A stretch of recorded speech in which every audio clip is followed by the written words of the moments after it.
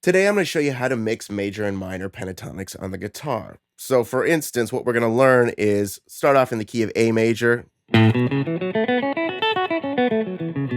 going to play that A major pentatonic shape, and then we're going to learn the A minor pentatonic shape, which will sound like this. And the key is literally just visualizing those two shapes in the same region, just layered on top of each other. And then from there, what we're going to do is make melodic phrases from that. So first, let's go over these shapes, and you can follow along with the tab. Play along with me. You're probably familiar with this already, but if not, just play along. Okay, that's A major. Now here's A minor. You can follow along with the tab.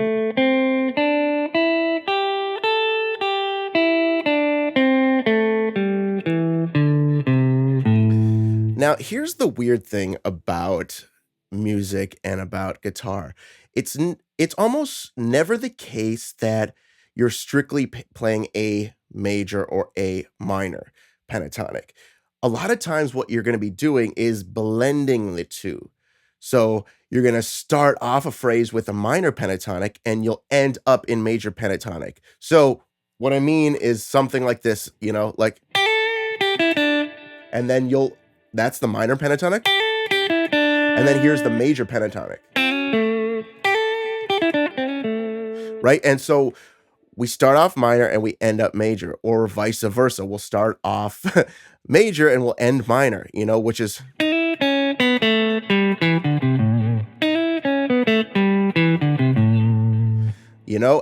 and really, like, how you're going to start to understand when and where to use it is by listening to great players. You're going to hear amazing players do this all the time. Okay. Your favorite guitar players do this. So what you're going to do as an exercise is start off by playing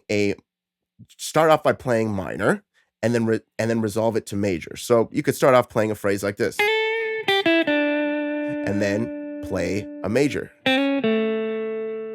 Or, you could do it down the octave. Right? Or start off by playing minor and resolve to major.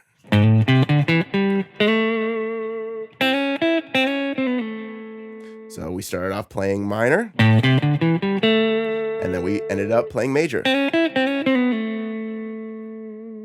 Okay? And you're going to get the hang of it. It's just really about visualizing the 2, and don't have it be like separation between church and state, right? You're like, there is commingling. There is a Venn diagram where these things overlap, and it's very, very often, right? It's oftentimes that we're going to bend notes. It's oftentimes that we're going to mix the 2 together so that it'll create this cool gumbo. That's why music and guitar is so cool. And that's why you do have to know both of them.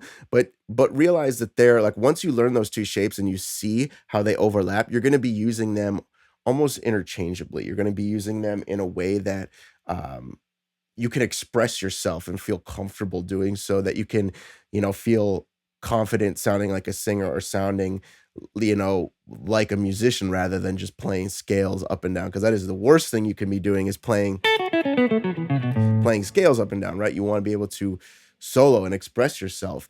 And by having these tools at your disposal, you're going to be able to do that.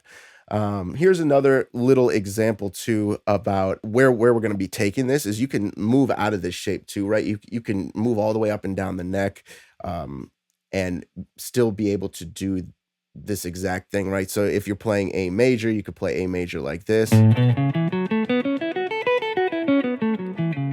And then you could play A minor.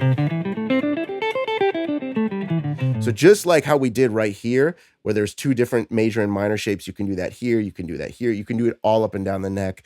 And that'll be a video for another day, but that is super, super important to know as well. And if you're like, if you want to dip your toes into that water without going straight into the deep end, check out my videos on the cage system. Yeah, I hope you have enjoyed this lesson, and I will see you all very soon. All right, bye-bye.